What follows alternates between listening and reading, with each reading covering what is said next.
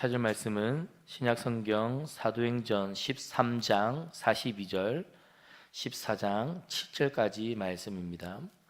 사도행전 13장 42절부터 14장 7절 말씀까지입니다.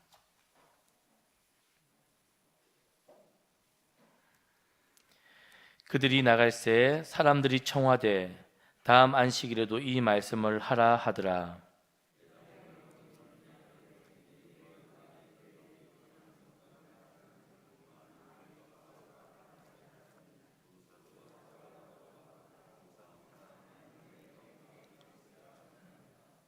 그 다음 안식일에는 온 시민이 거의 다 하나님의 말씀을 듣고자 하여 모이니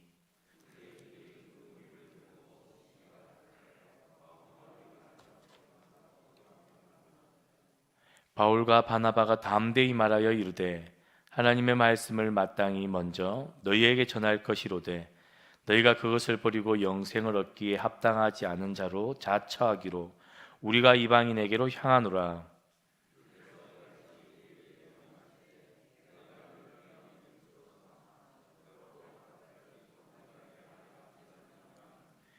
이방인들이 듣고 기뻐하여 하나님의 말씀을 찬송하며 영생을 주시기로 작정된 자는 다 믿더라. 이에 유대인들이 경건한 귀부인들과 그 신의 유력자들을 선동하여 바울과 바나바를 박해하게 하여 그 지역에서 쫓아내니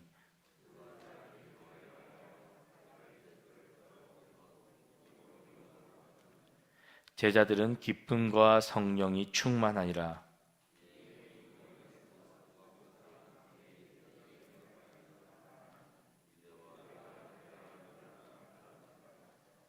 그러나 순종하지 아니하는 유대인들이 이방인들의 마음을 선동하여 형제들에게 악감을 품게 하거늘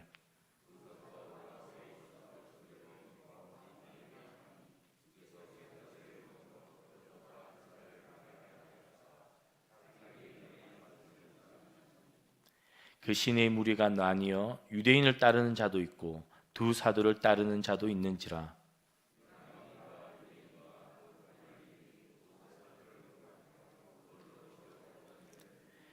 그들이 알고 도망하여 루가오니아의 두 성 루스드라와 드베와 그 근방으로 가서 거기서 복음을 전하니라. 아멘.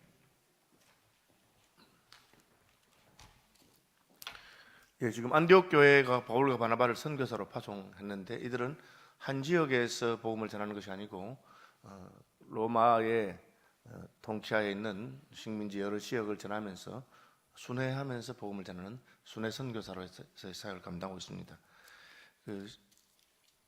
오늘 본문 앞부분은 바울이 설교한 내용인데 비시디아 안디옥의 회당에서 설교한 내용입니다. 그 회당에는 유대인들도 있었고 그리고 유대교회에 입교한 사람들 혹은 유대교회에 관심을 가진 이방인들도 같이 있는 것을 보게 됩니다.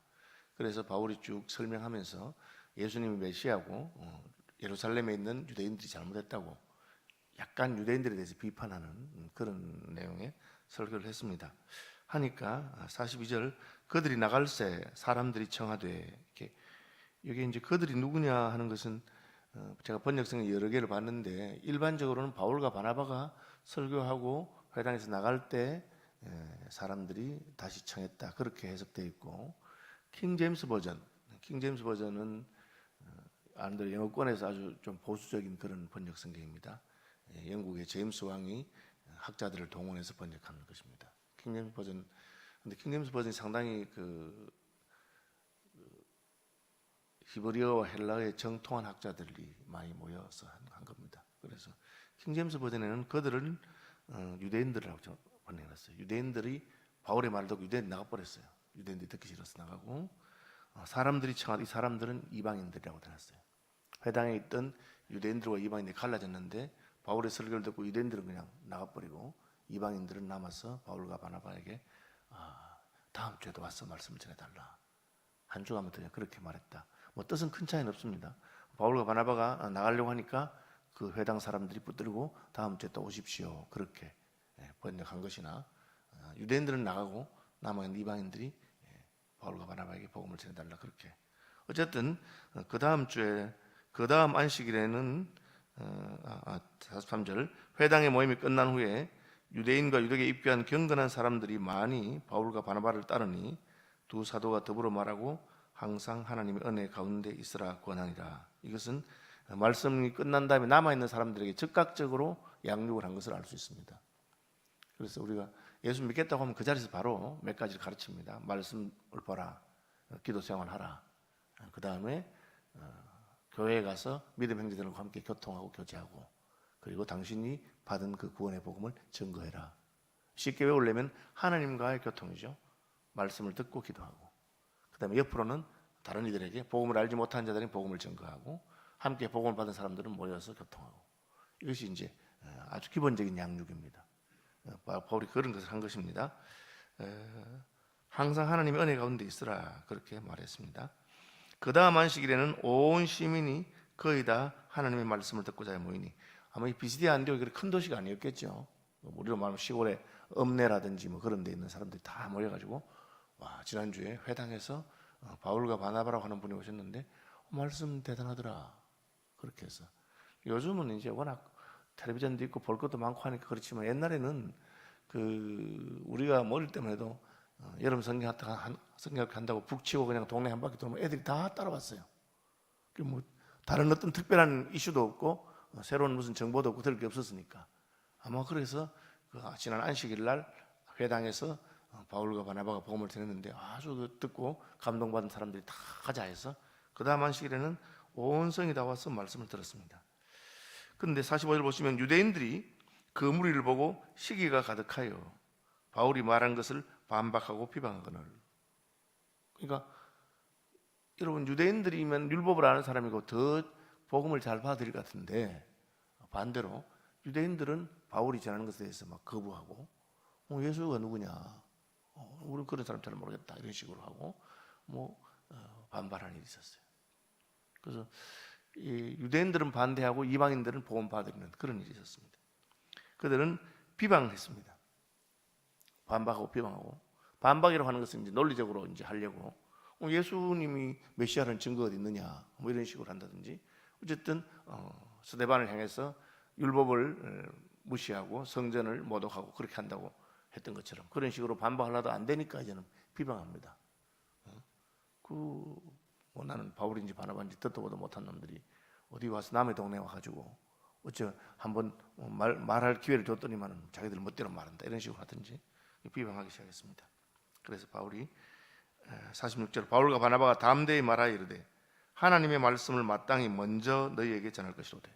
유대인들이니까, 아브라함의 후손이니까 내가 여러분들에 대한 사랑하는 마음이 있고 먼저 전할 것이로되 너희가 그것을 버리고 영생을 얻기에 합당하지 않은 자로 자처하기로 우리가 이방인에게로 향하노라.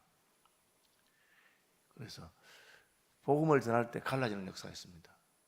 우리가 복음을 전하면 어떤 이들은 아주 달게 받고 예수 믿어야 되겠다, 어떻게 하면 좋겠습니까? 그렇게 하기도 하고, 다른 사람들은 비방합니다. 특별히 어줍지 않게 어중간하게 좀 아는 사람들이 그렇게 합니다.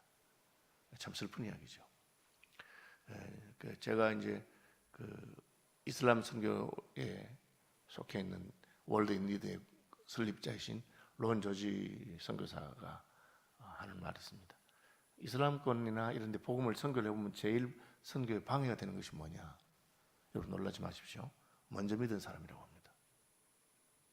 먼저 믿은 사람들이 어중간하게 제대로 안 믿었기 때문에 새로운 사람들이 예수 믿고 힘을 내고 하는 것에 대해서 도와주는 것이 아니라 방해가 된다. 슬픈 이야기죠. 교회에 전도를 하고 새 사람들이 오면 어떤 일이 생깁니까? 먼저 믿은 사람들이 너무 기뻐하고 환영하고 그분들을 도와주고 섬기고 해야 되는데, 그죠? 막 새로운 사람이 와서 열심히 하려고 하면은 아이고 저기 온 지 얼마 안 돼가지고 설친다 이런 식으로 말하고 그렇게 말합니다.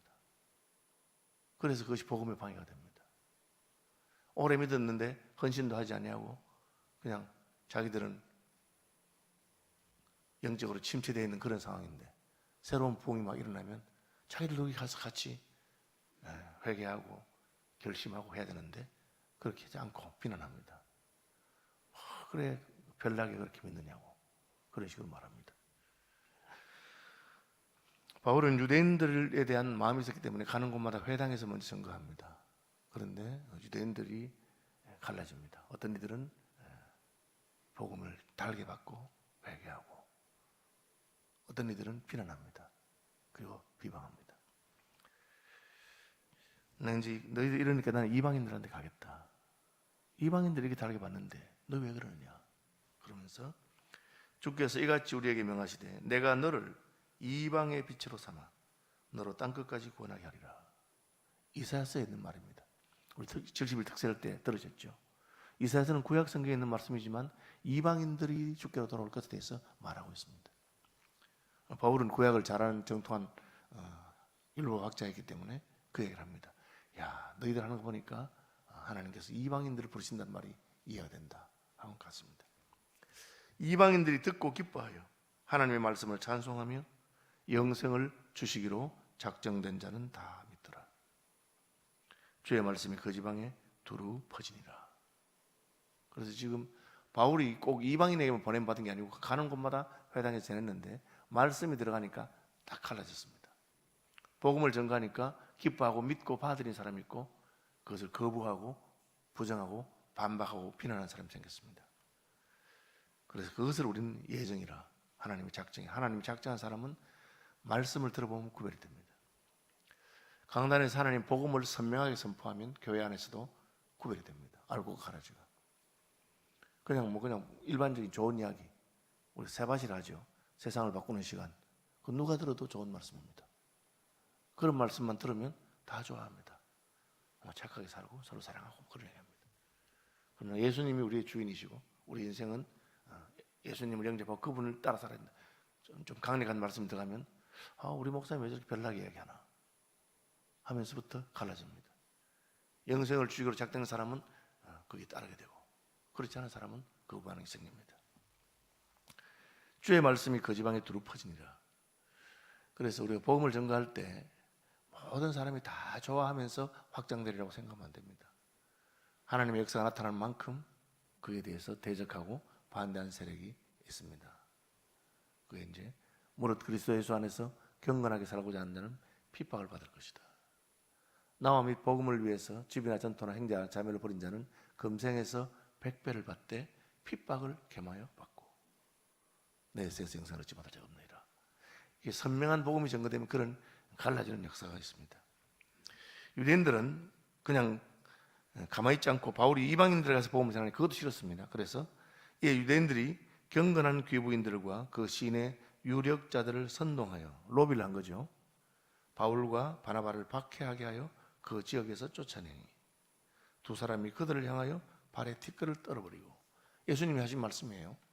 너희를 받아들이지 않는 지역에는 발에 티끌도 떨어버려. 그 말은 이 동네에서 내가 먼지 하나도 문책하지 않겠다. 나는 이제 이 지역과 관계없다 하고 티끌을 떨어버리고 이고니온으로 갔습니다. 제자들은 기쁨과 성령이 충만하더라. 복음을 받아들인 사람들은 기쁨과 성령이 충만하고, 사도행전에서 제자라고 하는 말은 예수 믿은 사람을 가리키는 말입니다. 그때 제자의 수가 더 많아졌다. 그 사도행전에 있는 누가복음에는 예수 믿은 사람을 제자라고 그렇게 칭했습니다. 이제 이고니온에 가서 이고니온에서 두 사도가 함께 또 유대인의 회당에 들어가서 말하니 유대와 헬라의 허다한 무리가 믿더라.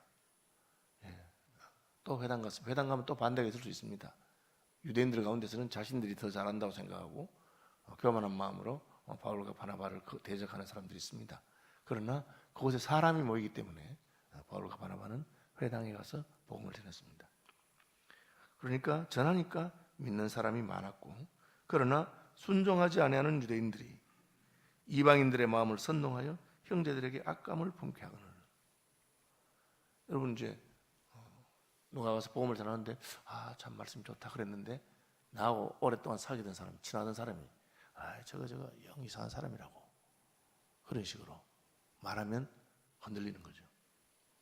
그래서 순종하지 않는 유대인들이 이방인들의 마음을 선동하고 형제들에게 악감을 품게 하거늘 두 사도가 오래 있어 주를 힘입어 담대히 말하니 주께서 그들의 손으로 표적과 기사를 행하게 하사 자기 은혜의 말씀을 증언하시니라.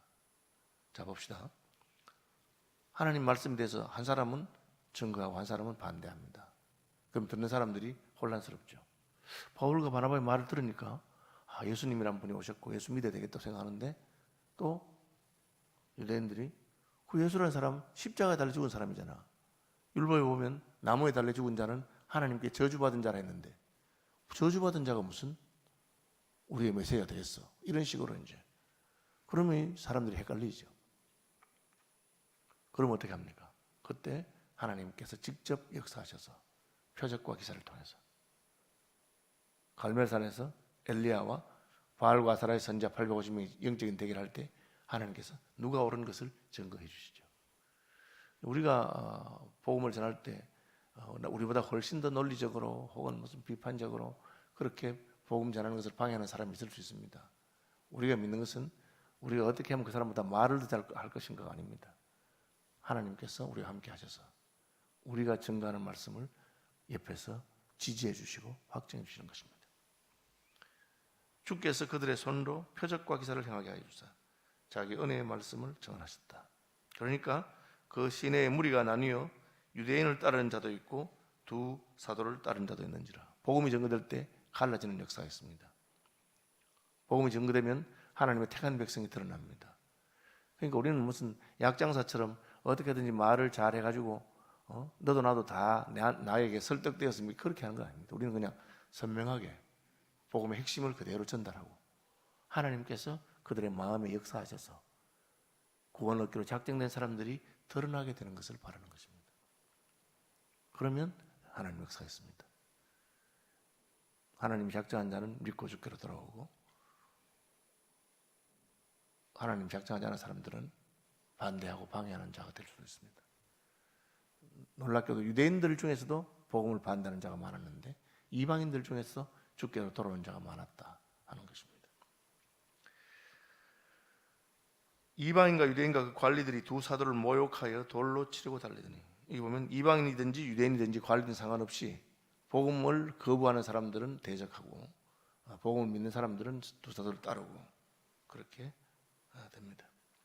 그래서 두 사도는 또 도망해서 루가오니아의 두 성 루스드라와 더베의 근방으로 가서 거기서 복음을 전했다. 그렇게 되었습니다. 단순히 이제 누가 옳으냐 서로 자기 옳다고 주장하는데 참 힘들잖아요. 우리가 정치가들 보면 서로 자기가 옳다고 주장합니다. 상대방이 나쁘다고. 그럼 우리가 어떻게 분별하겠습니까? 예수님께서 말씀하시기를 그 열매로 분별하는 것이죠. 그래서 그리스도인의 삶에 성령의 역사와 열매가 있어야 되는 이유가 그것입니다. 마귀가 똑같이 우리가 한마디 하면 자기들은 반대편에서 한마디 하면서 틀린 사람, 나쁜 사람 그렇게 말합니다.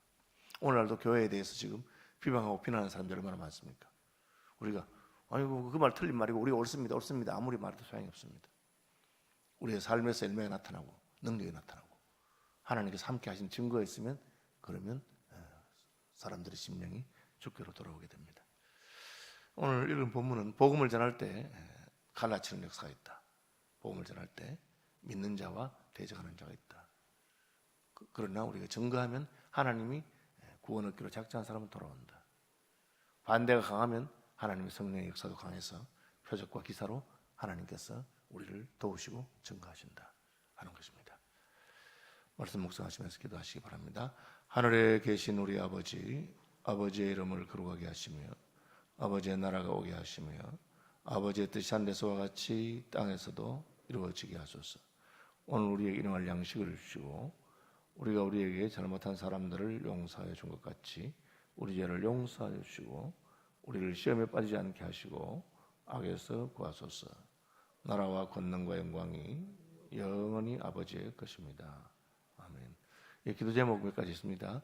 우리 그 박진태 선교사님께서 급하게 보낸 기도 제목인데 아마 받으신 분 받으셨는 줄 압니다. 이제 미얀마에서는 교회당 건축하는 게 어렵습니다. 그래서 박진태 선교사님은 유치원을 합니다. 실제로 유치원을 건축해서 하고 그리고 주일날에는 거기서 믿는 사람들이 모이도록 그런 식으로 전략을 세우는데 미얀마는 불교 국가입니다. 그래서 동네마다 절이 있습니다. 유치원을 짓는데 그걸 교회라고 하면 못 짓도록 방해를 합니다. 건축허가 다 받아도. 그래서 5번째 지금 개척한 교회 예배당 겸해서 이제 유치원을 짓고 있는데 절에서 저거 유치원이 아니고 교회다. 그렇게 해서 멋지도록 압력을 넣었는데 동네마다 지역장이라 그래서 공산당에서 임명한 우리로 말하면 무슨 이장이든지 뭐 그런 사람들이 있습니다. 그분을 만나서 잘 설득이 돼서 우리 유치원 하는 거 맞다 실제로 유치원 하는 것이다 실제 하니까요. 그래서 이제 됐는데 그래도 불교의 성례들이 선교사가 개입되는 걸 알았는지 어떻게 했는지 자꾸 방해를 하니까 여러분 기도해 주시기를 바랍니다. 또 하나는 고신대학의 총장님 새로 선출됐습니다. 선교학과에 이병수 교수님이 선출됐는데 지금 학교 상황이 굉장히 어렵습니다. 아시는 대로 지방대학교들이 굉장히 어렵습니다. 재정적으로나 여러 가지나 학생들 숫자도 작고 그래서 새로 되신 총장님께서 전 교직원들을 마음을 잘 모아서 위기 상황을 잘 극복할 수 있도록 그렇게 기도해 주시기 바랍니다.